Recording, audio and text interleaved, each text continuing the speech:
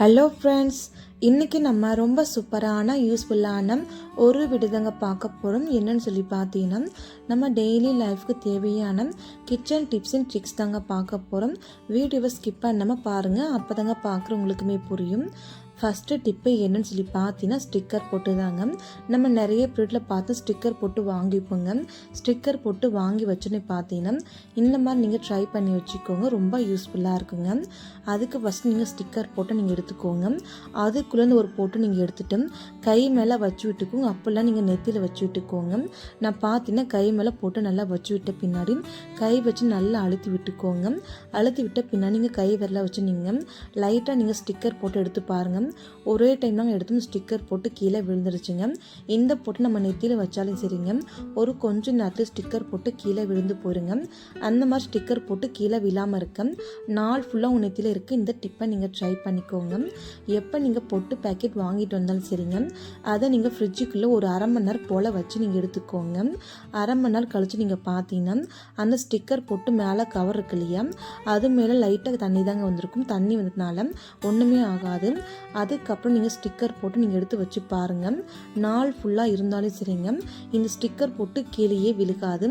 அதுவும் நீங்களாக எடுத்து போட்டிருக்குமே, கண்டிப்பாக ட்ரை பண்ணுங்கள். அடுத்த டிப்பு என்னன்னு சொல்லி பார்த்தீங்கன்னா, தொடப்பம் தாங்க. நம்ம நிறைய பேருட்டில் பார்த்தீங்கன்னா புது தொடப்பம் வாங்கிட்டாலே ஒரு 3 மாதமோ 4 மாதன்றதுக்குள்ளே நம்ம இன்னொரு தொடப்பக்கட்டை வாங்கணுங்க. அந்த மாதிரி தொடப்பக்கட்டை வாங்காமல் ரொம்ப நாளைக்கு தொடப்பக்கட்டி உடைக்காமல் எப்படி பார்த்துக்கலான்னு சொல்லி பார்க்கலாம் வாங்க. ஃபஸ்ட் நீங்கள் தொடப்பம் கட்டுறதுக்குள்ளே நீங்கள் எடுத்து வச்சுக்கோங்க. அந்த தொடப்பக்கட்டி நீங்கள் எடுத்து வச்ச பின்னாடி ஒரு டேப்பு நீங்கள் எடுத்துக்கோங்க. நம்ம புக்ஸு நோட்டுக்கெல்லாம் ஒட்டும் இல்லையா, அந்த டேப்பு நீங்கள் எடுத்துக்கோ. அந்த டேப்பை நீங்கள் எடுத்து விட்ட பின்னாடி அந்த தொடப்பக்கட்டை பிளாஸ்டிக் இருக்குது இல்லையா, அந்த பிளாஸ்டிக் பக்கத்தில் நீங்கள் பாருங்கள், தொடப்பக்கட்டையெல்லாம் அங்கேருந்தானே வருது, அதனால சீக்கிரமாக உடஞ்சி போயிருங்க. அந்த பிளாஸ்டிக்லேருந்து நீங்கள் கரெக்டாக ஒரு 3 இன்ச்சு போல் நீங்கள் இது போல் நீங்கள் சுற்றி விட்டு பாருங்கள். ரொம்ப நாளைக்கு தொடப்பு குச்சி உடையாதுங்க. தொடப்பு குச்சி உடையாமல் இருந்தாலே போதுங்க, அந்த தொடப்பமும் ரொம்ப நாளைக்கு வருங்க. அதனால நீங்கள் அந்த பிளாஸ்டிக்லேருந்து கரெக்டாக நீங்கள் 3 இன்ச்சு ஹைட்டுக்கு நீங்கள் இந்த டேப்பை நல்லா டைட்டாக நீங்கள் சுற்றி விட்டுக்கோங்க. இந்த மாதிரி நீங்கள் நல்லா டைட்டாக சுற்றி விட்ட பின்னாடி அந்த டேப்பை நீங்கள் நல்லா ஒட்ட வச்சுக்கோங்க. இப்போ பாருங்கள், இதுக்கப்புறம் உங்கள் வீட்டை நீங்கள் கூட்டி பாருங்கள், அவ்வளோ சீக்கிரம் தொடப்பக்கட்டை உடஞ்சியே போகாது. எப்பவுமே தொடப்பக்கட்டை உடையணும்னா இந்த எண்டு தாங்க உடையும். அந்த எண்டையும் நம்ம க்ளோஸ் பண்ணியாச்சு இல்லையா, அதனால அவ்வளோ சீக்கிரம் தொடப்பக்கட்டை உடஞ்சி போகாது. கண்டிப்பாக ட்ரை பண்ணுங்கள். அடுத்த டிப்பு என்னன்னு சொல்லி பார்த்தீங்கன்னா, ஒரே ஒரு டம்ளர் இருந்தால் போதுங்க, எவ்வளோ வளையல் வேணாலும் வச்சுக்கலாங்க. அது எப்படின்னு சொல்லி பார்க்கலாம் வாங்க. நான் இன்றைக்கி இரும்பு வளையல் எடுத்துருக்குங்க, நிறைய நசுங்கி போயிருக்கு. நீங்கள் பாருங்கள், நிறைய பேர் இரும்பு வளையல் நசுங்கி போயிருந்தாலையும் குப்பையில் தூக்கி போட்டுருவீங்க. இனிமேல் நீங்கள் குப்பையில் தூக்கி போடாதீங்க. இந்த மாதிரி ஒரு டைம் நீங்கள் ட்ரை பண்ணி பாருங்கள். ஒரு டம்ளர் நீங்கள் எடுத்துக்கோங்க. டம்ளர் எடுத்துக்கிட்டீங்க, அந்த டம்ளர் நீங்கள் தலை திருப்பி வச்சுக்கோங்க. அதுக்கப்புறம் நசுங்கி போன வளையல் இருக்கு இல்லையா, அந்த வளையல் ஃபுல்லாகவே நீங்கள் இந்த டம்ளர் மேலே லைட்டாக நீங்கள் அழுத்தி விடுங்க. இந்த மாதிரி நீங்கள் லைட்டாக அழுத்தி விடும்போது அந்த வளையல் எவ்வளோ நசுங்கி இருந்தாலும் பரவாயில்லைங்க, கரெக்டாக ரவுண்ட் ஷேப்க்கு வந்துடுங்க. அதனால உங்கள் வீட்டில் எத்தனை வளையல் எத்தனை டசன் கணக்காக வளையலாக இருந்தாலும் இந்த மெத்தட் நீங்கள் ட்ரை பண்ணிவிட்டு நல்லா சூப்பராக வளையலை மாற்றிடலாங்க. அதுக்கப்புறம் நீங்கள் எப்பவும் போல் யூஸ் பண்ணிக்கலாங்க. நான் பாருங்கள், வளையல் ஃபுல்லாகவே போட்டுட்டு நல்லா அழுத்தி விட்டதுனால அந்த வளையல் ஃபுல்லாகவே ரவுண்ட் ஷேப்க்கு வந்துடுச்சுங்க.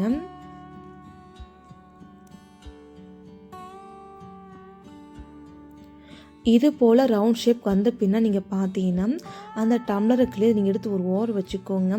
நம்ம ரெடி பண்ண வல்லை எடுத்து பாருங்கள். இதுக்கப்புறம் இந்த வல்லை நம்ம யூஸ் பண்ணலாங்க.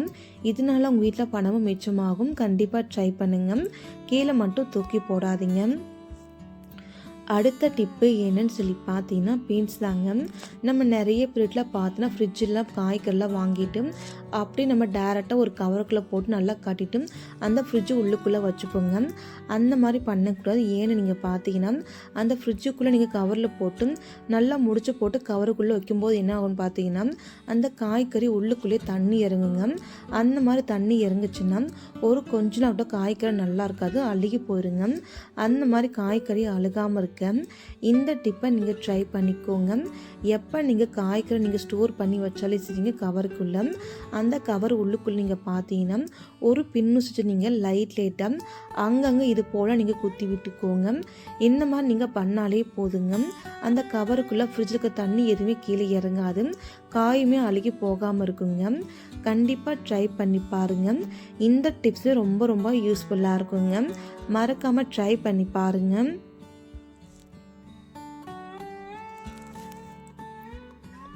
இதுக்கப்புறம் அந்த காயை கொண்டு போய் நீங்கள் ஃப்ரிட்ஜுக்குள்ளே வச்சுக்கலாங்க. ரொம்ப நாளைக்கு காயுமே கெட்டு போகாது. அடுத்த டிப்பு என்னன்னு சொல்லி பார்க்கலாம் வாங்க. புதினா எடுத்து வச்சுக்கோங்க. புதினா நீங்கள் பார்த்தீங்கன்னா நிறைய பீரியடில் பார்த்தீங்கன்னா புதினா நைட் டைமில் கிள்ளுவாங்க. அப்படி கிள்ளினாலுமே கூட ரொம்ப கஷ்டப்பட்டு ரொம்ப லேட் ஆகுதுன்னு சொல்லிட்டு கிள்ள கூட மாட்டாங்க. அந்த மாதிரி கஷ்டப்பட்டு கிள்ளாமல் இன்னுமா நீங்கள் ட்ரை பண்ணுங்க. ஃபஸ்ட் நீங்கள் கட்டு புதினாவை நீங்கள் மேலே இருக்கிற கட்டை நீங்கள் கழட்டி விட்டுக்கோங்க. அந்த புதினாவை நீங்கள் நல்லா காத்தோட்டமாக வச்சுக்கோங்க. அதுக்கப்புறம் நீங்கள் பார்த்துங்க, ஒவ்வொரு இலையும் நம்ம கையில் எடுத்து கிள்ள ரொம்ப லேட் ஆகுங்க. ரொம்ப டக்குன்னு காலை நேரத்தில் செஞ்சு முடிக்கணும் இல்லையா, அதுக்காக இந்த டிப்பை நீங்கள் ட்ரை பண்ணுங்கள். நான் இன்றைக்கி 2-3 இலை மட்டும்தாங்க கையில் கிள்ளேன். மற்றபடி மற்ற இலைகள் எல்லாமே நான் கையில் கிள்ள கிடையாதுங்க. அது எப்படின்னு சொல்லி பார்த்திடலாம் வாங்க. ஃபஸ்ட் நீங்கள் இந்த புதினா இலைகள் இருக்கு இல்லையா, இது அப்படியே இருக்கட்டுங்க. ஒரு ஜல்லி கரண்டி எடுத்துக்கோங்க.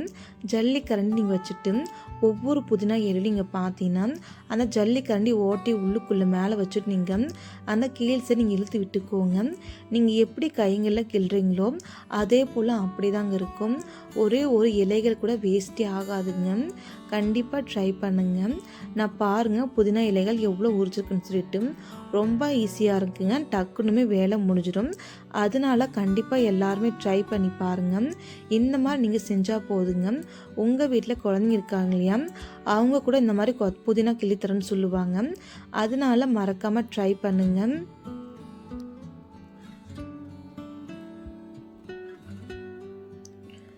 அடுத்த டிப்பு என்னன்னு சொல்லி பார்க்கலாம் வாங்க. நம்ம நிறைய பீரியடில் பார்த்தீங்கன்னா சோப்லாம் யூஸ் பண்ணிவிட்டு அந்த டப்பாக்குள்ளே அப்படியே போட்டு வச்சுருப்போங்க.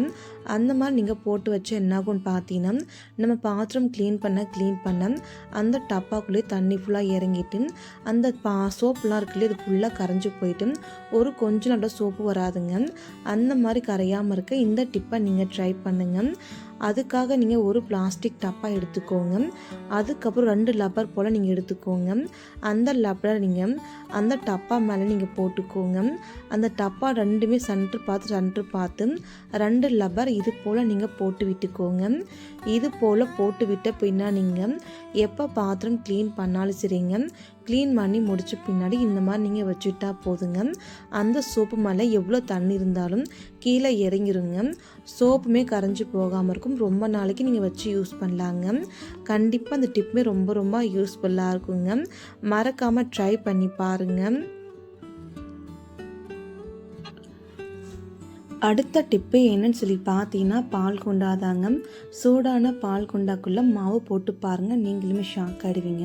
நான் ஏன் அப்படி சொல்கிறேன் நீங்கள் பார்த்தீங்கன்னா, நம்ம வீட்டில் டீ வச்சாலும் சரி காஃபி வச்சாலும் சரிங்க, ஒரு கொஞ்சம் போல் லாஸ்ட்டில் பால் மீதியாயிருங்க. அது மட்டும் இல்லாமல் அந்த பால் அடை எல்லாம் இருக்கு இல்லையா, அது ஃபுல்லாகவே பால் குண்டாக்குள்ளே நல்லா டைட்டாக பிடிச்சிருக்குள்ளேயே அந்த பால் குண்டாவை க்ளீன் பண்ணுறதுக்குமே ரொம்ப கஷ்டமாக இருக்குங்க. அதுக்காக நீங்கள் ஃபஸ்ட்டு பால் குண்டை காய வச்சு நீங்கள் பார்த்தீங்கன்னா லைட்டாக பால் சூடாக இருக்கு இல்லையா, அந்த டைமில் நீங்கள் மாவு நீங்கள் சேர்த்துக்கோங்க. கோதுமை மாவு மைதா மாவு எது வேணாலும் நீங்கள் சேர்த்துக்கலாங்க. நான் பார்த்தீங்கன்னா கோதுமை மாவு சேர்த்துட்டு ஒரு கப் அளவுக்கு கோதுமை மாவு சேர்த்து விட்ட பின்னாடி கொஞ்சம் போல் சால்ட்டு கொஞ்சம் போல் நீங்கள் சுகர் சேர்த்துட்டு கை வச்சு நல்லா நீங்கள் மிக்ஸ் பண்ணிவிட்டு கொஞ்சம் கொஞ்சமாக நீங்கள் தண்ணி தெளித்து நல்லா நீங்கள் சாஃப்டாக இது போல் நல்லா நீங்கள் பிசைஞ்சு எடுத்துக்கோங்க. அதுக்கப்புறம் நீங்கள் பார்த்தீங்கன்னா ஒரு 1/2 டீஸ்பூன் கூட நீங்கள் தேங்காய் எண்ணெய் சேர்த்துக்கோங்க. தேங்காய் எண்ணெய் நீங்கள் சேர்த்து விட்ட பின்னாடி மறுபடியும் கை வச்சு நீங்கள் நல்லா நீங்கள் மிக்ஸ் பண்ணி நல்லா சாஃப்டாக நமக்கு மாவு கிடைக்குங்க. இது பாருங்கள் மாவு எந்த அளவுக்கு சாஃப்டாக கிடைச்சிருக்குன்னுட்டு. அதுக்கப்புறம் இந்த பால் குண்டா பாருங்கள், அந்த பாலாடை எதுவுமே ஒட்டின்னு அந்த பால் குண்டாவில் ரொம்ப க்ளீனாக இருக்குது. அதுக்கப்புறம் இந்த பால் குண்டாவில் மாவு மாவு எடுத்துட்டீங்க. அந்த பாலுக்குள்ள நீங்கள் தண்ணி ஊற்றி ஒரு 2 நிமிஷம் போல் ஊற வச்சுட்டு எப்பவும் போல் பாத்திரம் க்ளீன் பண்ணுற மாதிரி க்ளீன் பண்ணிக்கோங்க. ரொம்ப ஈஸியாக க்ளீன் பண்ணிக்கலாங்க. அது மட்டும் இல்லாமல் அந்த சப்பாத்தி மாவை நீங்கள் தேய்ச்சிட்டு இது போல் நீங்கள் உடனே சப்பாத்தி செஞ்சுக்கலாங்க. அந்த பாலாடை பால் எல்லாமே சப்பாத்தி உள்ளுக்குள்ளே வந்துடுங்க. சப்பாத்தி நல்லா சாஃப்டாகவும் நல்லா டேஸ்ட்டாக இருக்குங்க. எப்பவும் போல் செய்யாமல் இந்த மாதிரி ஒரு டைம் நீங்கள் செஞ்சு பாருங்கள். அந்த பால் குண்டா ரொம்ப ஈஸியாக கழுவிடலாம். அது மட்டும் இல்லாமல் பாலாடை எதுவுமே வேஸ்ட் ஆகாதுங்க. கண்டிப்பாக ட்ரை பண்ணுங்க. இந்த டிப்பு இந்த வீடியோ உங்களுக்கு பிடிச்சிருந்தா ஒரு லைக் பண்ணுங்கள், கமெண்ட் பண்ணுங்கள், சப்ஸ்கிரைப் பண்ணுங்கள், ஷேர் பண்ணுங்கள். மறக்காமல் ட்ரை பண்ணி பாருங்கள். Thank you friends.